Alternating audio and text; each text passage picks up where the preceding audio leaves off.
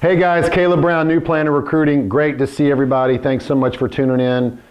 So I want to talk this week about some other maybe potential difficult interview questions that you might face over the course of your career and an interview process. So your more skilled interviewers are going to ask deeper behavioral questions. For example, like what's the most difficult situation you have faced at work? So there's a lot of ways to go with this, and it needs to be truthful. Okay, so I'm going to give you some ideas here, but just to get you thinking and helping you to come up with some ideas, so that way when they ask that, you can recall at least one or two examples. But it's, a couple people quit. My other job, two or three people quit.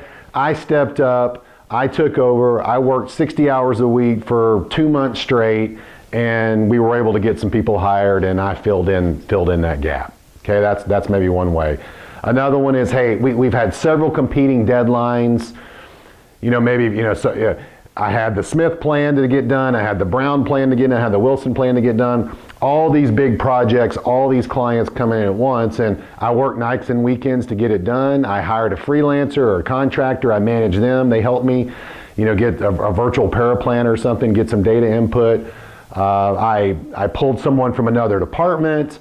I had the intern pitch in, and we ended up meeting all the goals and getting all the plans done and having good meetings. So, maybe another one is I was in another field and the boss came to me and said, hey, I need you to do this. And you ask what the budget is, and the boss says zero. You have no money to do it, and you found a way to get it done without really any financial resources. So they're really looking for, again, truthful answers. You can't make anything up, but working longer, working harder. You manage people. You prioritized, competing priorities.